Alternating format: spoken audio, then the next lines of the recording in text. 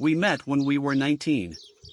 Not in some grand, sweeping way, like the movies like to show. It was a quiet kind of meeting.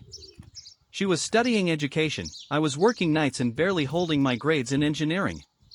We bumped into each other at a mutual friend's birthday party, both standing awkwardly by the snacks, overwhelmed by a room full of people who seemed too loud, too shiny. She had this way of listening that made you feel like your words mattered, even if you were just complaining about parking. That's what pulled me in first, not her smile, not her laugh, but her listening. We got married at 21. Everyone said we were too young, that we hadn't even figured out who we were yet, let alone who we'd be together. But we were stubborn and in love, and maybe this is the real truth, we both wanted someone to choose us. We wanted to be chosen, permanently. The early years were good. Small apartment, too many IKEA pieces, late-night cereal dinners. We used to stay up talking about what kind of life we'd build. She wanted to teach second grade, I wanted to design bridges. We thought we'd live in the same city forever, raise kids, maybe get a dog once we had a yard. We didn't fight much. At least, not then. We just kept moving. Through student debt and job hunts and lease renewals. Life was fast, and we were trying to stay in sync. And for a while, we did. By 25, things had started to shift, not dramatically, not all at once. Just little differences. I got really into my work, she got really into hers. She started reading parenting blogs, even though we hadn't even decided on kids yet. I started falling asleep on the couch with my laptop open. She'd get annoyed that I forgot to turn off the porch light. I'd get frustrated when she wanted to talk about the 5-year plan at midnight. We loved each other, but it started to feel like we were loving versions of people who didn't really exist anymore. I think we both felt it. We weren't unhappy, exactly, we were just off. Like trying to dance to music that was a half beat too fast. When she started spending more time at her community theater group, I was honestly relieved. It gave her something that wasn't me. And maybe, I told myself, we'd find our way back once the pressure eased. But we never really found our way back. I'm not going to paint her as a villain, this story doesn't need a villain. We just changed.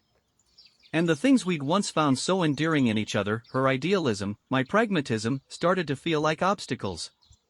I think the scariest part was realizing that we were both trying. We really were.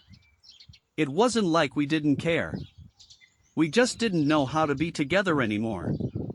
Then, one night, I noticed she had started locking her phone. She'd never done that before. At first, I brushed it off. Privacy, I thought. Everyone deserves privacy. But then came the late texts, the quick swipes when I walked into the room, the polite but tight-lipped explanations about rehearsal schedules going late. I didn't want to ask. I didn't want to know. Not because I was in denial, but because I already knew. People think betrayal is this sudden thing, like a glass shattering. But for me, it was more like watching something slowly slip off a table, knowing you can't catch it in time. That's where I'll stop for now. There wasn't one moment where everything collapsed. It was 1,000 tiny ones. 1,000 polite silences, missed glances, short nods instead of long conversations. The strange thing is, we still function like a couple. Bills were paid, dinners were cooked, trash was taken out. On the surface, nothing had exploded. But emotionally, it felt like living in a house that was slowly running out of oxygen. We were going through the motions, and even that required effort. She used to wait for me at the front window when I'd get home late from work, sometimes with leftovers, sometimes with a blanket already draped over the couch. She stopped doing that sometime in late spring. I noticed, but didn't say anything. In hindsight, maybe I should have. But you don't usually recognize the end of a routine as a warning sign, not until you're looking back, trying to remember when things changed. We'd always talked about traveling more once we had some savings. Greece. Portugal. Even a road trip out west. She brought it up again one night in June, while we were doing dishes. Maybe we should just go, she said, her voice too light. Book something. Stop waiting for the perfect time. I didn't even look up from the frying pan I was scrubbing. You know how work's been. She dried her hands and didn't respond. Just walked out of the room. And that was it. Another small failure to show up. It was around then that I started seeing the name Ben pop up on her phone. I never went through it. That's not who I am, or maybe that's just what I told myself to avoid confirming what I feared. But I noticed it. The way her expression softened whenever she read a message from him. The quiet smile she'd try to hide. How she'd set her phone face down when we were eating dinner. Ben. I didn't know who he was. A castmate, I assumed. Theater people tend to form these tight little bubbles. I told myself not to be suspicious. I even brought it up once. You and Ben seem to be texting a lot, I said one night, trying to keep my tone neutral. She didn't flinch. He's just a friend. We're doing scenes together. Is he single? She raised an eyebrow. Are you seriously asking me that? I'm just asking. He's married. 2 kids. And that was that. Or so I tried to believe. Here's the part one hate admitting, I started watching her. Not obsessively, not with notebooks and timestamps or anything, but I'd pay attention. To how she said goodnight. How long she stayed in the shower. Whether she smelled like her usual shampoo or something else. Paranoia? Maybe. But it didn't feel like paranoia when she started changing her passwords. We were in our late 20s, still technically in our prime. But we felt older than that. Tired. Hollowed out. We'd spent years building this life together, and now it felt like we were both walking around inside it, quietly mourning something that hadn't died but wasn't alive anymore either. And then there was the night she didn't come home. She said it was a rehearsal dinner for someone in the group, impromptu, nothing formal. I didn't think much of it. I was already half asleep on the couch when she texted. Staying at Lila's. Too late to drive. Love you. It should have meant something that she still said love you. But it didn't land. I stared at the message for a long time. That night, I didn't sleep. The next morning, when she came home, I watched her walk in like nothing had happened. Tossed her purse on the counter, took her shoes off, smiled. I asked, how was Lila? She paused. Just for a second. Then said, fine. I knew then. I didn't have proof. But I knew. And strangely, I wasn't even angry. Not yet. I think I'd already started letting go long before she did. I didn't confront her. Not that morning, not the next. That's probably what surprises people the most when I tell this story, that I didn't blow up, didn't yell, didn't throw her phone against a wall or demand to know where she'd really been. But when you've been slowly bleeding for a long time, you don't scream the moment the final cut happens. You just keep bleeding. Quietly. Instead of asking questions, I started pulling away in small, barely noticeable ways. I stopped texting her during the day. I didn't ask how rehearsal went. I stopped kissing her on the forehead when I left for work. She noticed. I know she did. She started making small efforts, offering to cook dinner, picking up my favorite chips at the store, asking if I wanted to watch something together. I went along with it. Smiled. Laughed in the right places. But emotionally, I had already started moving out of the house, even if my body was still in it. One night she asked, "Are we okay?" I didn't answer right away. Just stared at the blank TV screen. "I don't know," I said eventually. "Are we?" She looked like she wanted to say something. But she didn't. We both just sat there. There was this growing understanding between us, unspoken but thick in the air, that something was ending. It wasn't about blame anymore. It was about reality. We were two people who had started this journey together when we barely knew ourselves, and now we were standing at two different places in life, holding a fraying rope between us. I started staying late at work. Some of it was real, some of it wasn't. I just didn't want to go home. I'd park outside coffee shops and sit in silence, staring at people going about their lives. I found something comforting in that, the ordinary rhythm of strangers who didn't know my marriage was unraveling. One evening, I came home and she was sitting on the floor, surrounded by photo albums. Actual printed photos from our early days. She looked up when I walked in and said, "Do you remember this?" holding up a picture of us camping in that tiny tent that leaked during the rain. I nodded. Of course. I was freezing that night, she said, laughing softly. But I didn't care. I sat down next to her. We flipped through a few pages together, pointing at memories, filling the silence with stories we'd already told each other 100 times. But there was something in her eyes, not nostalgia exactly, but something close to grief. "We were so young," she whispered. "Yeah," I said. "We really were. We didn't talk about the real thing between us, the distance, the lies, the ache of becoming strangers under the same roof. But we didn't need to.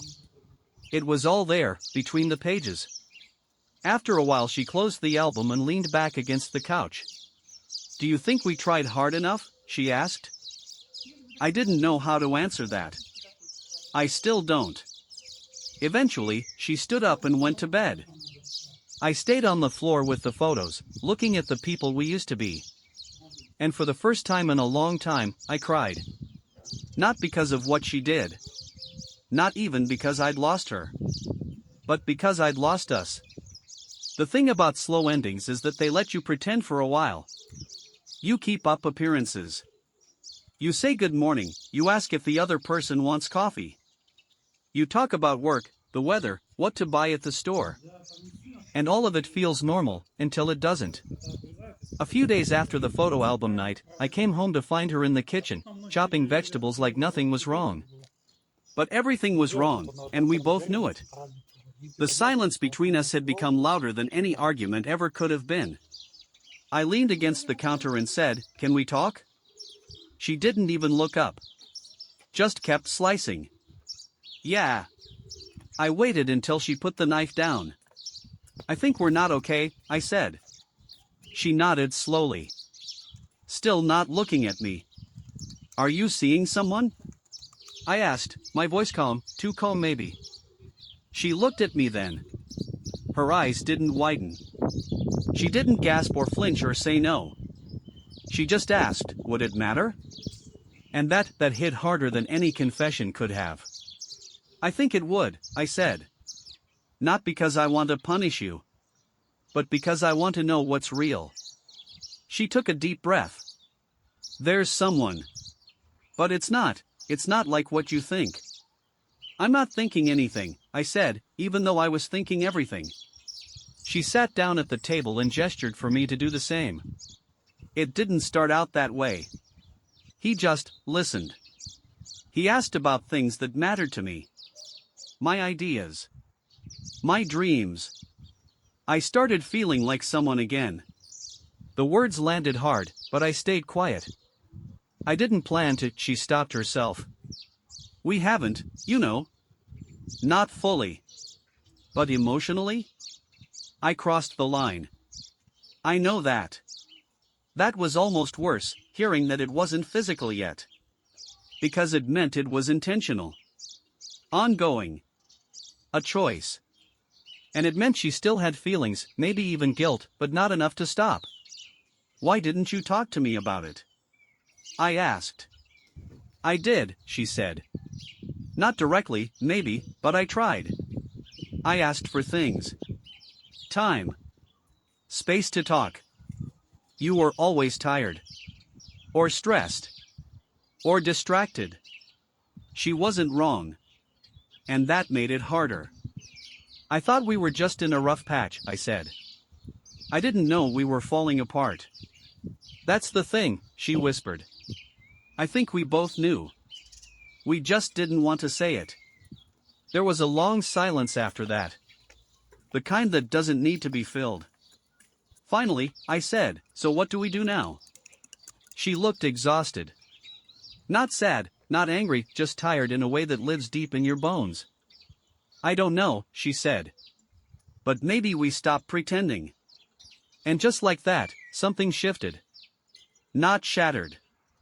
Not exploded. Just shifted. We didn't talk about divorce that night. Or moving out. Or who would get what. We just sat there, the two of us, in the dim light of the kitchen, surrounded by chopped vegetables and broken expectations. There was no yelling. No slammed doors.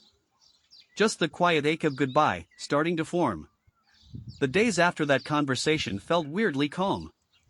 Not peaceful, exactly, but quiet in a way that told me the storm had already passed. We were just standing in the wreckage now, deciding what to salvage. We didn't immediately announce anything to friends or family. There were no dramatic social media posts, no it's complicated relationship status changes. We just lived, side by side. Strangers with shared habits. I started sleeping on the couch, not because she asked, but because it felt easier. Less loaded. She didn't question it. Sometimes I'd hear her moving around at night, or opening a drawer, or just sitting in the dark kitchen like she didn't know what to do with herself. We were two people stuck in the in-between. One Saturday, we sat down at the table with a notepad. It wasn't hostile. We weren't keeping score. We were just trying to figure out how to untangle a life we'd spent nearly a decade building. "Do you want to stay in the apartment?" I asked. She shrugged. "I don't know yet. Maybe not." "Okay. We've got time." We wrote down accounts to separate. Subscriptions to cancel. Furniture that was hers, mine, or neither of ours emotionally. There were no fights. No shouting matches over who bought the TV or who used the blender more. The only thing she asked for without hesitation was the bookshelf. Not even because she cared about the books, she just liked the shelf. I let her have it. And somehow that felt like the most symbolic thing of all.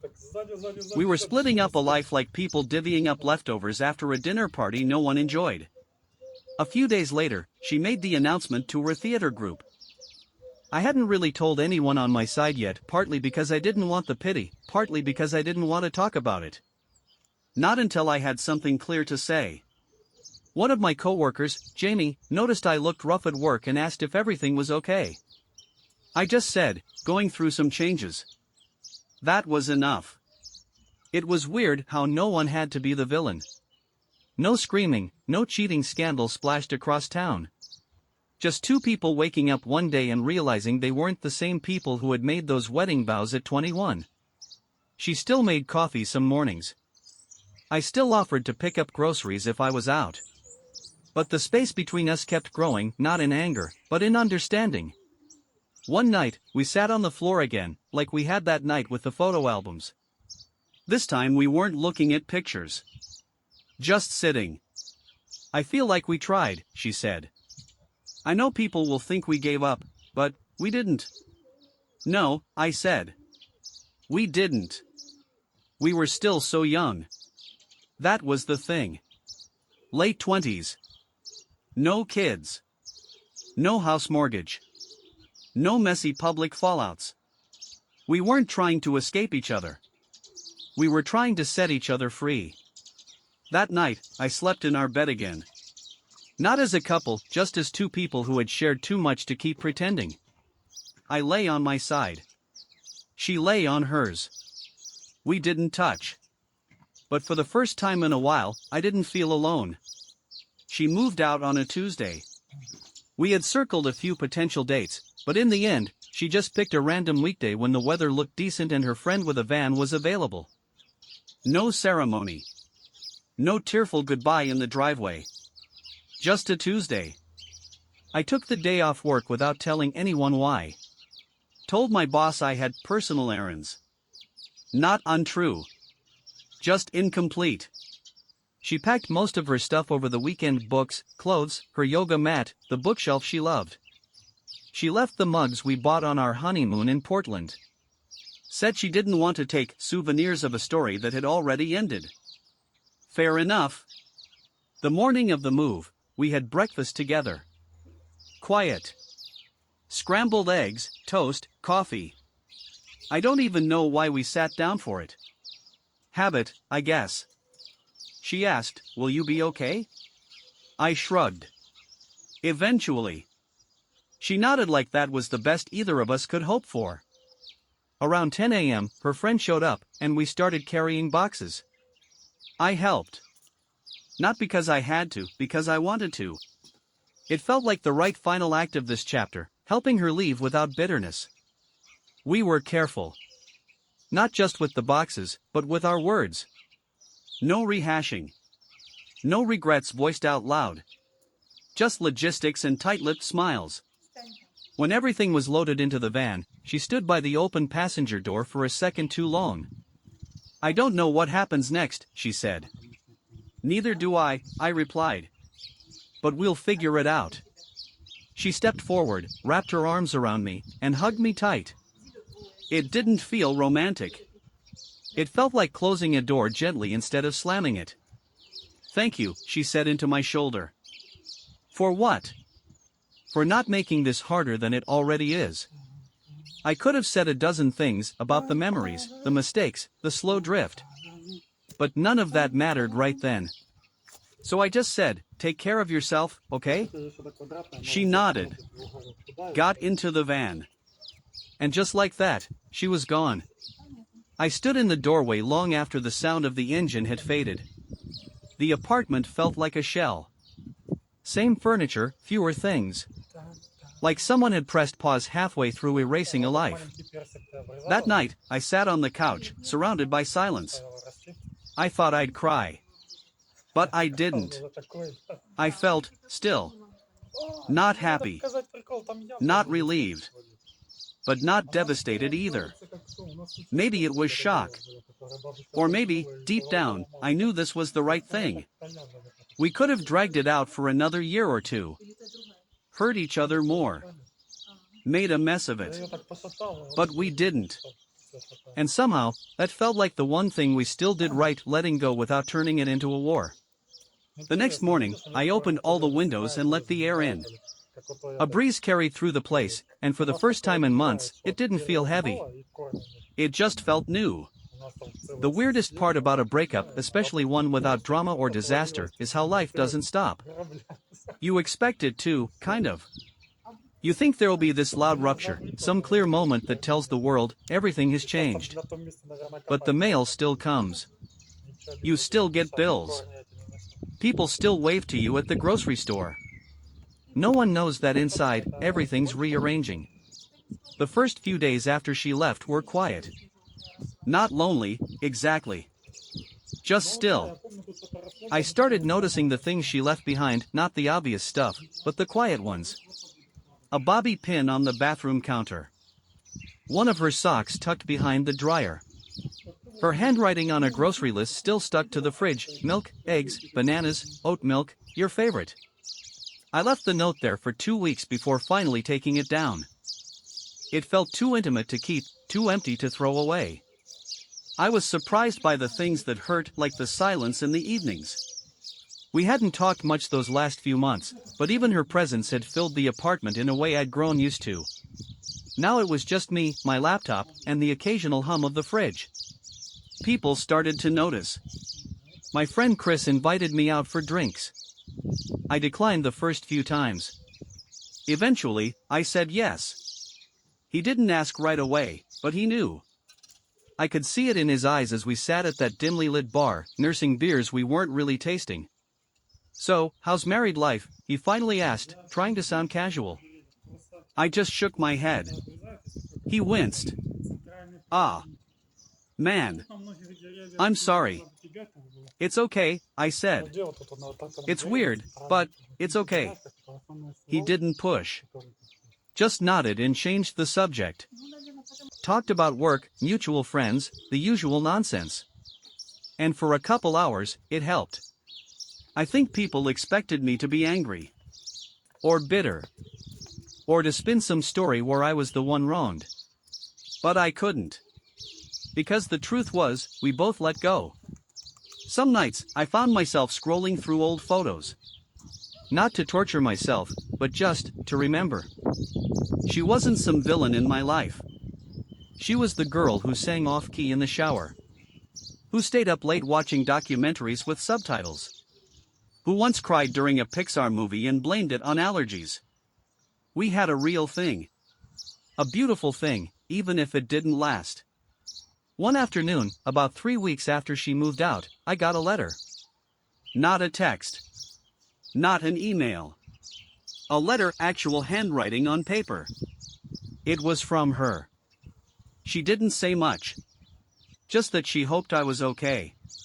That she was taking things one day at a time. That she missed our Sunday walks, and sometimes still caught herself reaching for her phone to tell me something before remembering she couldn't.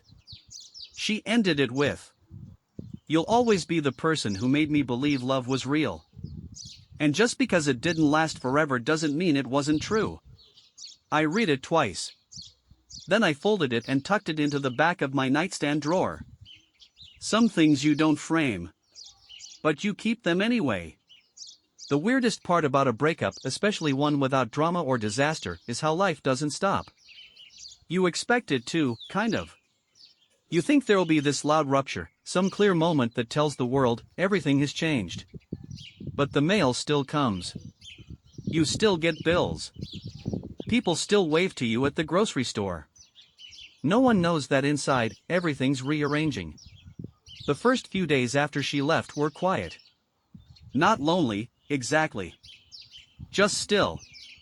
I started noticing the things she left behind, not the obvious stuff, but the quiet ones. A bobby pin on the bathroom counter. One of her socks tucked behind the dryer.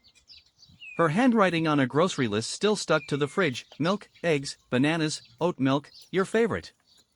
I left the note there for 2 weeks before finally taking it down. It felt too intimate to keep, too empty to throw away. I was surprised by the things that hurt, like the silence in the evenings. We hadn't talked much those last few months, but even her presence had filled the apartment in a way I'd grown used to. Now it was just me, my laptop, and the occasional hum of the fridge. People started to notice.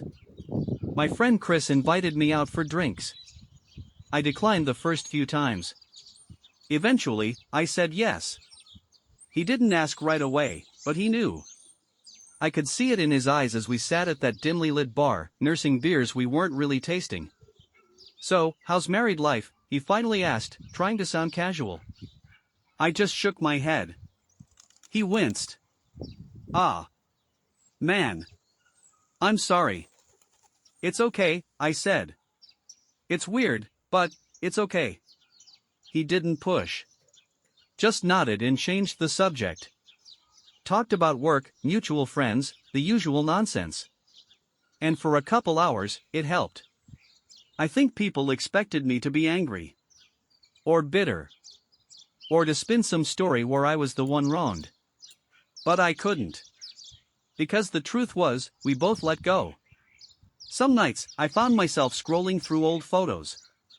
Not to torture myself, but just to remember. She wasn't some villain in my life. She was the girl who sang off-key in the shower. Who stayed up late watching documentaries with subtitles. Who once cried during a Pixar movie and blamed it on allergies. We had a real thing. A beautiful thing, even if it didn't last. One afternoon, about 3 weeks after she moved out, I got a letter. Not a text. Not an email. A letter, actual handwriting on paper. It was from her. She didn't say much. Just that she hoped I was okay. That she was taking things one day at a time. That she missed our Sunday walks, and sometimes still caught herself reaching for her phone to tell me something before remembering she couldn't. She ended it with, "You'll always be the person who made me believe love was real. And just because it didn't last forever doesn't mean it wasn't true." I read it twice. Then I folded it and tucked it into the back of my nightstand drawer. Some things you don't frame. But you keep them anyway. Summer turned to fall, and the air started to feel different, crisp in the mornings, cooler in the evenings. I always loved that shift. It makes the world feel quieter somehow. I found myself walking more. No destination. Just putting one foot in front of the other, letting the motion take the edge off whatever was buzzing in my chest. People kept asking, carefully, "How are things?" I'd just smile and say, "Getting there." And it wasn't a lie. I was getting there. Slowly. Some days I felt weightless, like I could take on anything. Other days I'd hear a song in the grocery store or pass a street we used to walk down, and I'd feel the ache rise back up like an old bruise. But grief changes shape. It doesn't vanish, it just stops screaming. I rearranged the apartment. Not dramatically. Just enough to make it mine. Moved the couch, got a new rug, donated the chair she always hated. It felt small, but also kind of like breathing again. One Saturday, I walked past the community theater where she used to rehearse. For a moment, I considered going in, just to see if her name was still on the cast board or the lobby wall. But I didn't. Some ghosts are better left untouched. A week later, I ran into her by accident. It was at a farmer's market of all places. She was standing in line for coffee, wearing that olive green jacket I always liked. I saw her before she saw me. For a second, I debated slipping away unnoticed. But she turned and caught my eye. We both froze, half smiling. She stepped forward first. "Hey." "Hey," I said. It came out easier than I thought it would. She looked good. Not in a dazzling, cinematic way. Just at peace. We talked for a few minutes. Light, surface-level stuff. She told me she'd started volunteering at a youth center. I told her I was taking a woodworking class, which made her laugh because she knew how bad I was with tools. There was no bitterness. No tension. Just two people with history and a bit of tenderness left between them. When we said goodbye, she gave me a quick hug. It didn't linger. It wasn't loaded. It was just a kind goodbye. After she walked away, I stood still for a long moment, hands in my pockets, watching the people move around me. No tears. No heavy weight in my stomach. Just a quiet kind of relief. Not because I didn't love her anymore, but because I finally understood I didn't need to. She had become part of my story. Not the ending. Not the tragedy. Just a chapter. And I was still writing the rest. It had been a few months since the market, since I saw her. Long enough for life to settle into something steady. Not perfect. Not remarkable. But solid. And in its own way, that was beautiful. I stopped checking her social media. Not out of spite. Just because I didn't need to anymore. The curiosity faded. The need to keep up dissolved. She was living her life, and I was living mine. I started sleeping better. Eating better. Laughing again, real laughs, not the tired polite kind that fill the air during rough patches. Sometimes, I'd still get a memory out of nowhere. The sound of her humming in the kitchen. The way she used to narrate the plot of every movie like I wasn't also watching it. Those memories didn't sting like they used to. They felt warm. Like finding an old sweater in the back of the closet that doesn't fit anymore, but you still smile when you see it. One night, I ran into someone new, not new as in a relationship, but just new energy. Her name was Claire. We met at the woodworking class I'd mentioned to my ex, of all places. She made fun of how uneven my birdhouse was, then offered to help fix it. We talked about tools and coffee, and how neither of us knew what we were doing. She had this way of being completely present, not trying too hard, not holding back either. We started getting coffee after class. Nothing heavy. No expectations. Just time spent in each other's company. That was the big shift, I think. For the first time, I didn't feel like I had to perform or prove anything. I could just be me. We went for a walk one chilly evening, hands stuffed into our pockets, jackets zipped to the chin. At some point, she looked over at me and said, "You seem like someone who's been through something." I nodded. I have. She didn't ask for details. She just said, "Me too." And we walked on. That moment stuck with me. Because it reminded me of something I hadn't realized until then: I wasn't broken. I wasn't some tragic figure wandering through the aftermath of a failed marriage. I was just a person who had loved deeply, lost gently, and lived to tell the story. Somewhere in that quiet walk with Claire, I felt it, something I hadn't felt in a long time. Hope. Not fireworks. Not butterflies. Just a sense that maybe the road ahead wasn't empty.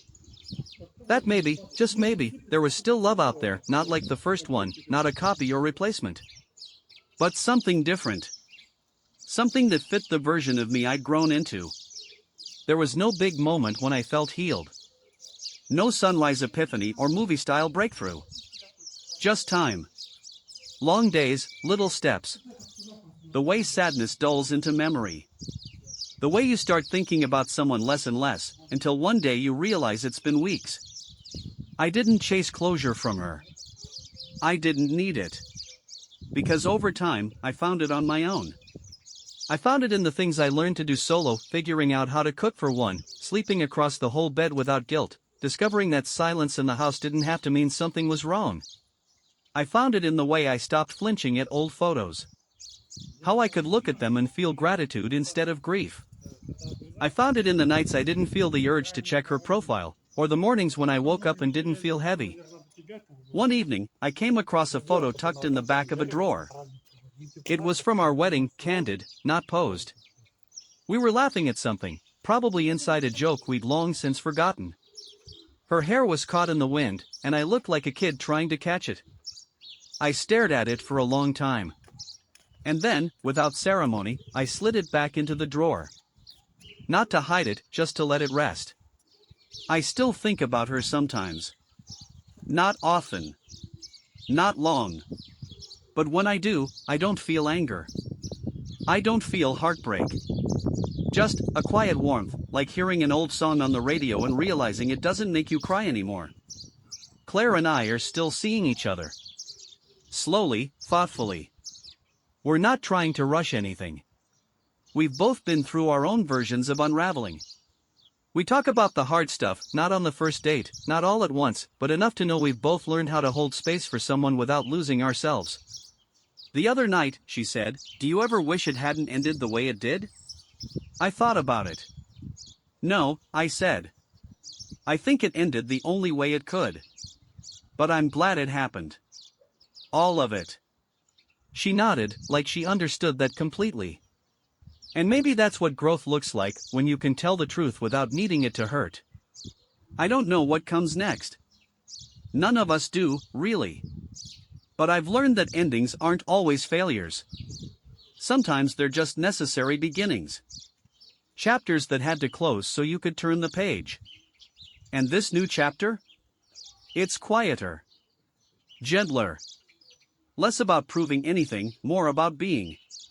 I'm not who I was when we got married young. Neither is she. But I'm still here. Still learning. Still moving forward.